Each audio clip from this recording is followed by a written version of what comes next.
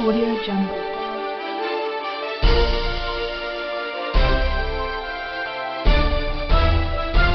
Audio Jungle. का बहुत धन्यवाद देना चाहता हूं। हालांकि जिस दिन चुनाव हो रहा था और जिस समय वोट पड़ रहे थे उस समय भी आप मिले थे।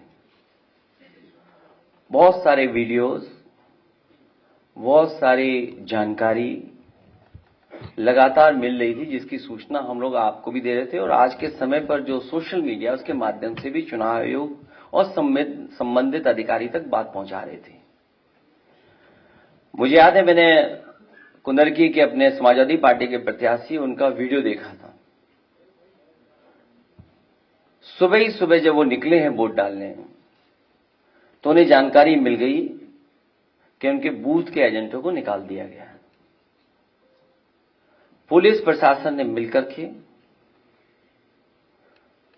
जो व्यवहार किया और उनकी नियत और मंशा यही थी कि कोई भी समाजवादी पार्टी का एजेंट बूथ पर न रहे, इसलिए जानबूझ करके प्रशासन ने और खासकर पुलिस ने, वो भी निर्देश पर, सभी बूथ एजेंटों को लगभग निकाल दिया गया और बड़े पैमाने पर जहां समाजवादी पार्टी के समर्थक थे, समाजवादी पार्टी के लोग वोट डालने जाना चाहते थे, जाते उन्हें रोक दिया गया। अगर मान लीजिए रोक दिया गया है वोटर को, तो वोट किसने डाले?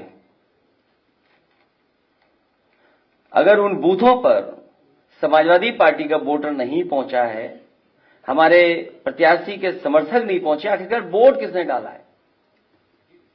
ये बड़ा गंभीर विषय है। और इसके साथ साथ दो तरह की पर्ची होना, लाल मार्क है और एक सामान्य रूप से ये जो पर्ची दी जाती है, ये लाल पर्ची, लाइन वाली पर्ची, उस दिन भी हम लोगों ने कहा था, जिस दिन वोट पड़ रहे थे उस दिन भी इस बात को कहा था कि इस तरह की व्यवस्था कोई प्रशासन ने बनाई है और जिसके कारण इस तरह का भेदभाव किया है। यहां वो साथी बैठे हैं जिनका वोट था लेकिन वोट डालने नहीं पहुंचे। अभी जब विधायक जी अपने तमाम साथियों के साथ यहां आ रहे थे, पुलिस को जानकारी मिल गई, कई गाड़ियां इनकी बंद कर दी गई। सुबह से हम लोग लगातार कोशिश कर रहे हैं कि वो छोड़ दिए जाएं। कोई कारण नहीं है, उन्हें थाने में बैठाया हुआ है, सीतापुर में बैठाया गया।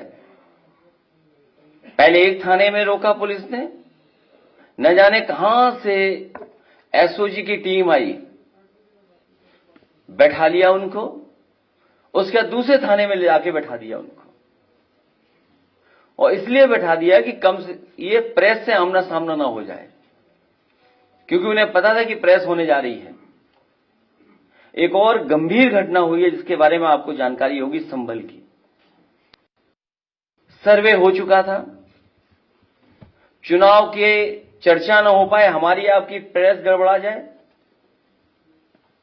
इसलिए जानबूझ करके सुबह सर्वे की टीम भेजी है, जिससे माहौल खराब हो जाए, कोई चुनाव पर चर्चा न कर सके। और जो जानकारी मिल रही है उसमें जानकारी है कि कई लोगों को चोट पहुंची है, कई लोग घायल हैं और एक नौजवान नईम, उसकी जान चली गई है। आखिरकार जब सर्वे हो चुका था मस्जिद का, तो दोबारा सर्वे क्यों करा ये सरकार, और वो भी सुबह और बिना तैयारी के? कानूनी और कोर्ट के जो प्रोसीजर, उसमें मैं नहीं जाना चाहता हूं कि दूसरे पक्ष की सुनवाई नहीं है, कोई सुनने वाला नहीं है दूसरे पक्ष को। और ये जानबूझ के इसलिए किया है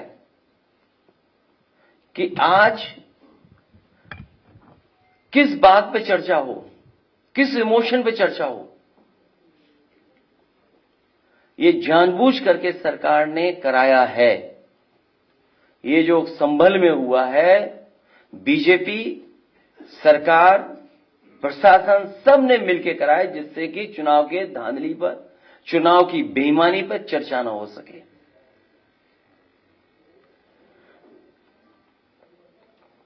लोकतंत्र में सच्ची जीत लोक से होती है, तंत्र से नहीं। लेकिन नया लोकतंत्र जो बनाया भारतीय जनता पार्टी ने, उसमें लोगों को वोट नहीं डालने दे रहे हैं, अपने तंत्र को आगे कर दे रहे हैं। और जब कभी भी निष्पक्ष जांच होगी, जिस समय निष्पक्ष जांच होगी और तमाम वीडियोज जो या सीसीटीवी के माध्यम से जो रिकॉर्डिंग होती है बूथ की, जब उसकी सच्चाई सामने आएगी तो पता लगेगा कि वोटर्स ने वोट नहीं डाला, वहां के कौन वोटर बन गए ये भी किसी को नहीं पता।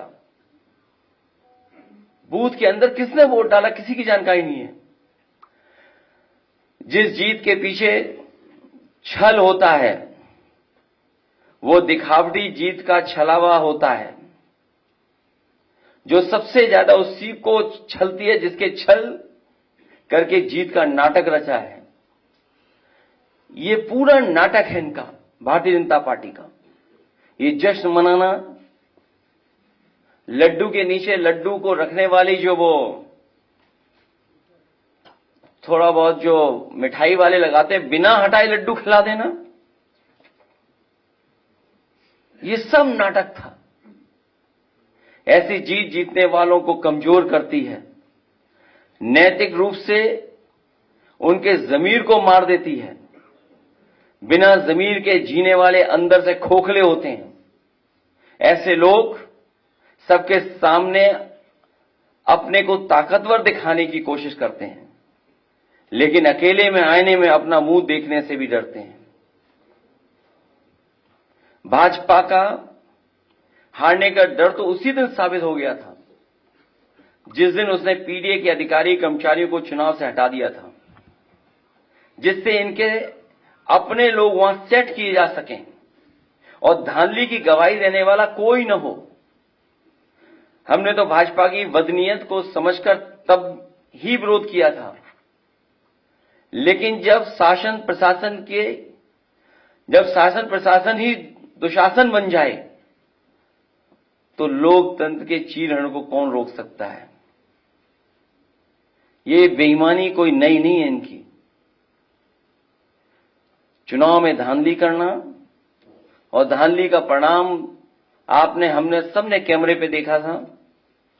तो एक विधायक को भी अपमानित होना पड़ा था और इनकी धांधली सीसीटीवी की वजह से चंडीगढ़ में पकड़ी भी गई थी। जिनकी उंगलियों पर निशान नहीं है उनके भी वोट डाले गए हैं। ये विधायक जी बैठे हैं, वो जानते होंगे। इनकी विधानसभा में बड़े पैमाने पर लोग हैं जिनकी उंगलियों पे किसी के निशान नहीं है, लेकिन सुनने में आ रहा है कि उनका वोट डल गया है। जिनकी उंगलियों पर निशान नहीं है उनके भी वोट डाले गए हैं। चुनाव आयोग अपने दस्तावेजों में देखे कि जिनका नाम दर्ज है वो बूथ तक पहुंचे भी या नहीं। जिस समय ये जांच होगी कि लोग बूथ तक पहुंचे कि नहीं पहुंचे हैं, दूध का दूध पानी का पानी हो जाएगा। अगर ईवीएम की कोई फॉरेंसिक जांच संभव हो, अगर ईवीएम की कोई फॉरेंसिक जांच संभव हो तो बटन दबाने के पैटर्न से ही पता चल जाएगा कि एक ही उंगली से कितनी बार बटन दबाया गया है। और अगर ये संभव हो तो ये पता किया जा सकता है कि एक ही उंगली से कितनी बार बटन दबाया गया है। और सुनने में यहां तक आया है कि जो लोग बाहर थे उनको चिन्हित पहले ही कर लिया उन्होंने। जो लोग बाहर थे उन्हें चिन्हित पहले ही कर लिया और उनके वोट भी इन्होंने डाल दिए। ये नए जमाने की इलेक्ट्रॉनिक बूथ कैप्चरिंग है। ये नए जमाने की इलेक्ट्रॉनिक बूथ कैप्चरिंग का मामला है, जो कोर्ट की निगरानी में होने वाली मतगणना में कैमरे के सामने हेराफेरी कर सकते हैं, वो अपने लोगों के बीच बूथ के बंद कमरे में क्या नहीं कर सकते। अगर पीडीए के अधिकारी कर्मचारी बदलकर धांधली न की होती तो भाजपा एक भी सीट के लिए तरस जाती, जैसे कि लोकसभा चुनाव में हुआ था। जब ऐसी व्यवस्था मिल्कीपुर में नहीं हो पाई तो वहां का चुनाव भी सरकार ने टाल दिया। और धांधली करने के लिए ही, और इस बात की भनक जब पड़ गई सरकार को कि जो लोग छुट्टी पे आए हैं वो लोग भी भारतीय जनता पार्टी के खिलाफ मतदान कर करके जाएंगे, तो इन्होंने चुनाव की तारीखें बदल दी थी। एक देश तब एक लोकतांत्रिक क्रांति की ओर बढ़ने लगता है जब उसे कहीं से भी इंसाफ की उम्मीद दिखाई नहीं देती। महंगाई, बेरोजगारी, बेकारी और चुनावी धांधली से आक्रोशित समाज एक सीमा तक ही सहता है। इतनी सी बात तो अनपढ़ भी समझता है कि पेट की आग कभी भी उसको नहीं जिता सकती जिसने रोटी छीनी हो और जिसने रोजगार छीना हो। भाजपा ने रोजी रोटी, मान सम्मान, सौहार्द, भाईचारा सब छीन लिया है। भाजपा संविधान से लेकर के आरक्षण तक सबको खत्म करने पर उतारू है। ऐसे में भला उसे वोट कौन देगा? चुनाव के दिन जब निहत्थों पर बंदूक तानी गई थी तो भाजपा की कमजोरी सारी दुनिया के सामने आ गई। एक साहसी महिला ने जिस समय अपना वोट देने के अधिकार का कागज बंदूक के सामने तान दिया, भाजपा उसी समय हमेशा के लिए हार गई थी। लोकतंत्र में ऐसा तमाचा आज तक किसी ने नहीं मारा जिसकी गूंज भाजपाइयों को रात में सोने नहीं देगी। सत्ता की भूख ने तो भाजपा को पहले ही बीमार बना दिया था, अब तो वो सो भी नहीं पाएंगी। हमें तो भाजपा के लोगों पर अब तरस आता है, लेकिन जनता कह रही है ये वो लोग नहीं जिन पर तरस किया जाए। भाजपा सोच रही है कि इन परिणामों से पीडीए हताश होगा, तो वो गलत सोच रही है। अन्याय और पीड़न लोगों तो जोड़ता नहीं बल्कि जोड़ता है लोगों को। उत्पीड़न और अन्याय कभी भी लोगों को तोड़ता नहीं है, जोड़ने का काम करता है। हमने पहले भी कहा कि आज फिर कह रहे हैं, सदियों से पीडीए समाज का जो उत्पीड़न और अपमान प्रभुत्ववादियों ने किया है, उसका दर्द पीडीए ही समझ सकता है। पीडीए दर्द का रिश्ता है, यही दर्द पीडीए को लगातार जोड़ रहा है। ये एकता ही भाजपा की चिंता का सबसे बड़ा विषय बना हुआ है। क्या पीडीए एक क्यों है? पीडीए एक साथ क्यों खड़ा है? भाजपा की बुनियाद हिल चुकी है। एक बार सोच के देखिए, भाजपा को भला वोट कौन दे रहा है? क्या वो गरीब जो महंगाई का मारा है, या वो पिछड़ा दलित, अल्पसंख्यक या आदिवासी जिसका भाजपा राज में लगातार शोषण हो रहा है, जिसका आरक्षण मारा जा रहा है, या वो किसान जिसको खाद नहीं मिल पा रही है, या जिसकी फसल छुट्टा पशु खा जा रहा है, या जिसकी फसल की कीमत उसे नहीं मिल रही है, या वो मजदूर जिसे बेकारी के कारण मजदूरी नहीं मिल रही है, या वो दुकानदार जो मंदी का मारा है, या वो कारोबारी व्यापारी जो भ्रष्ट जीएसटी और भाजपाई चंदे की रसीद काटने वालों से परेशान है, या वो महिला जो यूनिवर्सिटी कैंपस तक में सुरक्षित नहीं है, या वो सरकारी कर्मचारी जिनके ऊपर भ्रष्टाचार करने का दबाव है, या जिनकी पुरानी पेंशन तक छीन ली गई, या वो पत्रकार जिनको निर्वस्त्र करके पीटा जा रहा है, या वो जो नौकरी के लिए धरने पर बैठे थे, चाहे 69,000 शिक्षक भर्ती का मामला हो, या पुलिस का हो, या अग्निवीर भर्ती का हो, या जज की परीक्षा में कॉपी बदलने का, या परीक्षा में पेपर लीक का, रद्द होने का, या कोर्ट में रिजल्ट फंस जाने वालों का, इन सब बातों से लाखों निराश युवा हैं और उनके हताश परिवार के करोड़ों लोग अब भी सरकार के विरोध में खड़े हैं। सच तो यह है, भाजपा को 5% लोग भी वोट नहीं दे रहे हैं। इनकी जीत में वोट की कोई भूमिका ही नहीं है।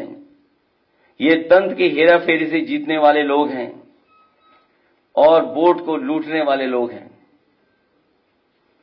इसलिए ये चुनाव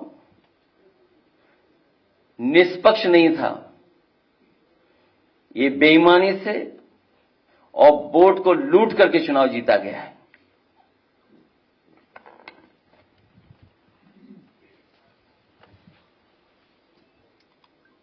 डीजीपी साहब कह रहे हैं कि सब ठीक है, हालात नियंत्रण में है, एक आदमी की मौत हो गई है, इसके बाद भी वो कह रहे हैं सब ठीक है। इसीलिए वो कार्यवाहक हैं। इसीलिए कोई परमानेंट डीजीपी उत्तर प्रदेश में नहीं बन पा रहा है। आप कार्यवाहक डीजीपी से क्या उम्मीद करोगे? सर, आपको लगता है कि इंटेलिजेंस की इसमें प्रयोग हुआ है जो लगातार पिछले मैं आपसे कह रहा हूं, क्योंकि चुनाव से बहस को हटा करके ये जानबूझ करके जब एक बार सर्वे हो गया था मस्जिद का, तो दोबारा सर्वे करने क्यों पहुंचे? जो सर्वे हो चुका था उसके बाद दोबारा सर्वे इसलिए करने गए क्योंकि चुनाव की धांधली पर बहस न हो, चर्चा न हो। जो चुनाव में इन्होंने वोट को लूटा है, आप कल्पना कीजिए, जो लोग यहां पर अभी बात बताने आ रहे थे, कहने आ रहे थे कि उन्हें वोट डालने नहीं दिया गया, उनका वोट डाल दिया गया, उनके हाथ में इंक नहीं है, उंगली पे इंक नहीं लगाई किसी ने, लेकिन उनका वोट डल गया।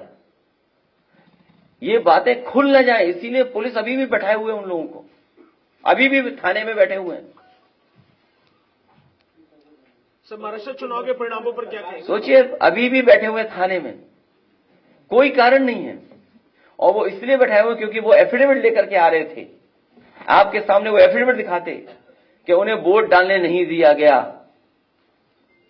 और उनका वोट पड़ गया। क्या वोट बड़ी आबादी का रोक दें और 1 लाख वोट से जीत जाएं, 1 लाख ऊपर ज्यादा से वोट जीत जाएं? क्या आप कल्पना कर सकते हैं? और केवल पुलिस वर्दी में नहीं थी, वर्दी के अलावा प्राइवेट ड्रेस में भी थी। जिस तरह हिटलर ने ट्रूपर्स बनाए थे, हिटलर के जमाने में ट्रूपर्स होते थे, उसी तरीके से वहीं से सीख लेकर के सरकार ने पुलिस की वर्दी उतार करके प्राइवेट ड्रेस में भी लोगों को भेजा हुआ था, बड़े पैमाने पर। अगली बार करहन भी जीतेंगे कह रहे हैं। अगली बार कुंदड़की 1 लाख से ज्यादा वोटों से हराएगा। कुंदड़की की जनता 1 लाख से ज्यादा वोटों से हराएगी। सर, अल्पसंख्यक बाहुल इलाके में इतना वोट मिला, सरकार से सवाल जब पूछा गया तो उन्होंने कहा कि उनको अपने गोत्र, पूर्वज और विरासत की आजादी होगी, इसीलिए शायद वो वापस आ गए। इसीलिए उन्होंने थानों में बैठाए हुए लोगों को, जो यहां मिलने आने वाले थे, पूरी पुलिस लगी हुई बैठा दिया उन्होंने। ये तो सब दिखावा है अपनी बेईमानी को छिपाने के लिए। चुनाव आयोग को शिकायत की और शिकायत की जाएगी इसके बाद। और ऐसे अधिकारी जिन्होंने चुनाव में बेईमानी की है, उनका कागज पीछा नहीं छोड़ेंगे, कागज पीछा नहीं छोड़ेगा। सरकार से ये भी तो पूछ लेते कि जो अधिकारी वहां पोस्ट हुए थे, क्योंकि पोस्ट नहीं हो पा रहे थे, उनसे साठगांठ नहीं हो पा रही थी, इसलिए चुनाव बढ़ा दिया था उन्होंने। अखिलेश जी, वो महमूद राजा, सुप्रीम कोर्ट के सीनियर वकील और चंद्रभान सिंह लगातार चुनाव आयोग पर सवाल उठा रहे हैं, और जिस तरह से दिखे धांधली, चाहे वो हरियाणा में 10 लाख वोट बढ़ाने की बात रही हो, चाहे पूर्व लोकसभा में 4,63,000 वोट बढ़ने की बात रही हो, चाहे महाराष्ट्र में 150 सीटें जो बढ़कर गई है, लगातार इसको लिए लड़ाई लड़ रहे हैं। तो सुप्रीम कोर्ट के वो प्राचा है महमूद प्राचा जी और चंद्रभान जी, तो क्या आप लोग आगे की रणनीति कैसे करेंगे? क्योंकि लगातार जिस तरह से देखिए अब दंगों को डराया जाता है, धमकाया जाता है भारतीय जनता पार्टी की तरफ से, तो क्या आगे की रणनीति आप और कांग्रेस मिलकर कुछ तैयार करेंगे, या 2027 में भी इसी तरह डर के माहौल में लोग वोट डालेंगे?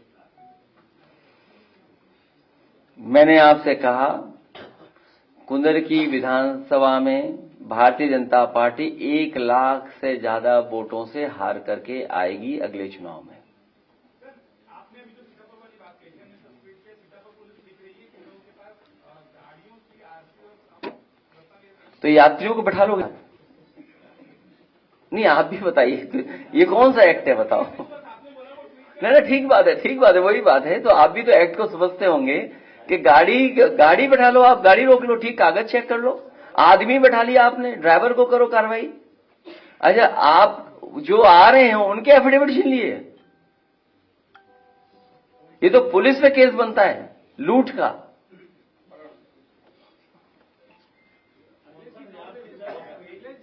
घोटाला में आपने कई बार अनुरोध किया और हाईकोर्ट के आदेश के बाद सरकार के कान में जो लेने थे, उसके बाद भी चुनाव में अस्पष्ट बहुमत, महाराष्ट्र आखिर एक मामला क्या है समझ में मुझे नहीं आता।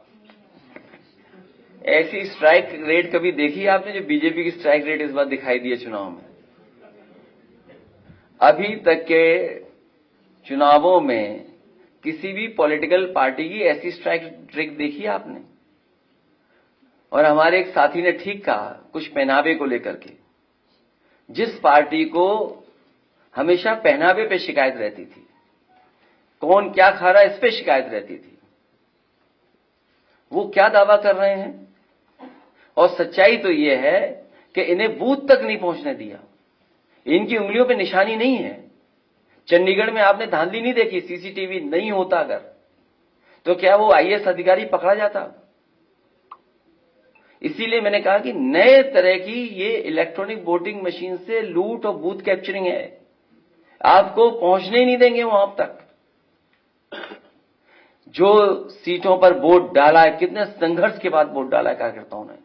मैं बधाई देना चाहता हूं अपने कार्यकर्ता और जो मतदाता जो वोट डालने गए हैं, कितने संघर्षों के बाद भी वो बूथ तक पहुंचे और वोट डाल करके आए। क्या बीजेपी के किसी कार्यकर्ता को रोका गया? ये उनकी स्ट्रेटेजी थी। आप एक एक बूथ उठा के देख लीजिए बीजेपी का, उन्होंने बूथ कैप्चर करके 90% ज्यादा वोट डाल लिया अपने बूथ पर। हमारे बूथों पर कितने परसेंटेज है? 13%, 12%, 11%, और उनके बूथ पे 90% वोट पड़ गया। एक ही जिले में, एक ही विधानसभा में। क्या पुलिस गोदी में उठा के ला रही थी वोटरों को?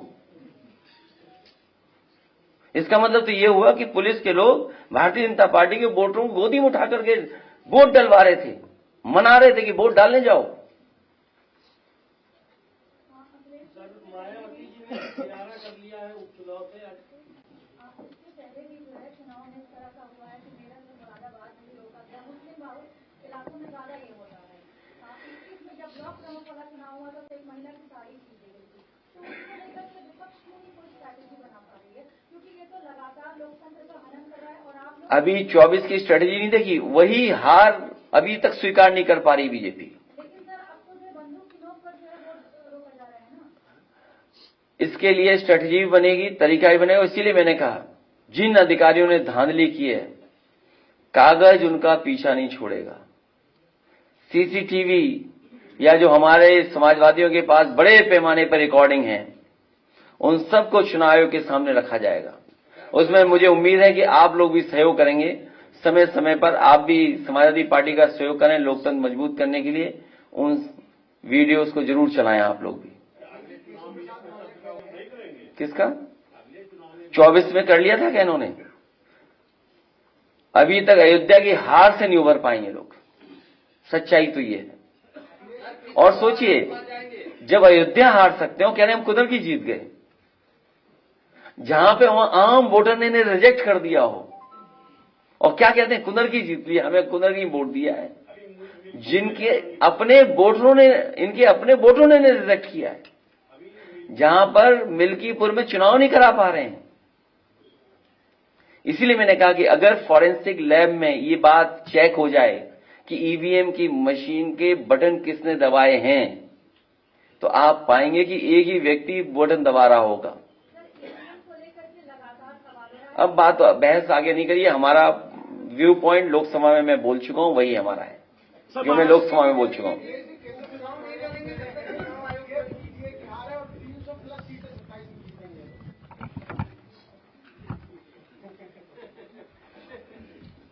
बेहाल है वो।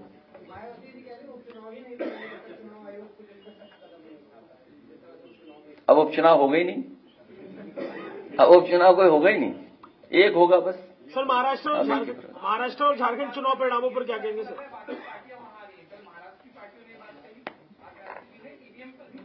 नहीं, मैं आपको कई बार यहां कह चुका हूं और लोकसभा में मैंने अपना पक्ष रख दिया था, फिर मैं कहता हूं आपसे, जर्मनी के बारे में, और जर्मनी हमसे न जाने कितना आगे हर चीज में, तकनीक में, आम लोग जो वहां के पढ़े लिखे हैं उनके जानकारी के बारे में, और जब दुनिया का सबसे बड़ा उद्योगपति भी सवाल उठा रहा है, जो इसी क्षेत्र का सबसे ज्यादा जानकार है। अभी जिनका डिप्टी सीएम का आपने नाम लिया, वो क्या जानते होंगे ये इलेक्ट्रॉनिक के बारे में? कहो सोशल मीडिया पे किसी और से चलवा रहे हो, सीखा हो मेल लिखना, मेल रिसीव करना, न जाने कितनी चीजें हैं। और जो नया आ गया जीपीटी चैट, वो कहो इस्तेमाल करना, अब सीखे हो, शायद न सीख पाए हो, उसमें ऐसी फौज है उस दल में ऐसे लोगों की। खैर, तो जर्मनी जैसा देश ये कहता है कि ईवीएम से वोट पड़ना उनके देश में अनकॉन्स्टिट्यूशनल है। आप बैठे हुए सब लोग देख लो, गूगल करिए, आप लोग सब, वाईफाई आपके लिए फ्री है यहां पर, आप गूगल करिए, देखिए क्या जर्मनी में ये व्यवस्था है कि नहीं है। जब जर्मनी जैसा देश ईवीएम को स्वीकार नहीं कर रहा है, तो जो दल सवाल उठा रहे हैं स्वाभाविक है।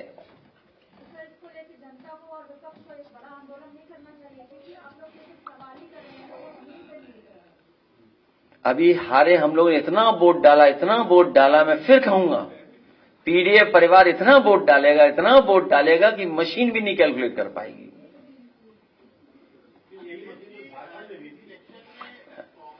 कभी कभी कुछ छोड़ देते हैं कुछ लोग। देखिए, मैं इस पे बहस में नहीं उलझना चाहता हूं कि कहां क्या है, हमारा एकदम क्लियर है उसमें विपण कि हम इसके खिलाफ हैं, इस व्यवस्था के खिलाफ है। जिस चुनाव आयोग ने निष्पक्ष चुनाव नहीं करा पाया, तो क्या लगता है आप इतनी चीजें लेके जाएंगे, सीसीटीवी फुटेज? हमें व्यवस्था पे, सिस्टम को तो स्ट्रेंथन करना हमारी आपकी दोनों जिम्मेदारी है। कुमार के ऊपर लगातार आरोप लग रहे हैं, कई बार देखिए कई सीनियर लीडरों। देखिए, ये पक्ष आपका ठीक है, लेकिन हमें और आपको जब मौका मिले इंस्टीट्यूशन कैसे बेहतर हो, इंस्टीट्यूशन को कैसे स्ट्रेंथन करना, ये काम करना पड़ेगा। और उस इंस्टीट्यूशन में जो खराब लोग हैं उन्हें समय समय पे कटघरे में खड़ा करना पड़ेगा।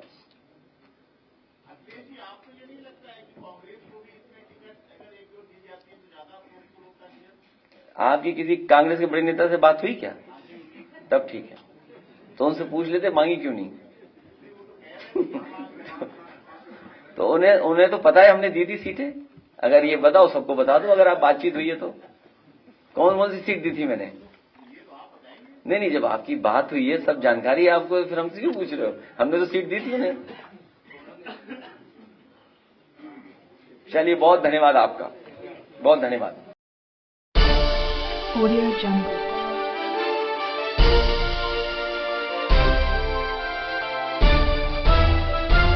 Audio Jungle.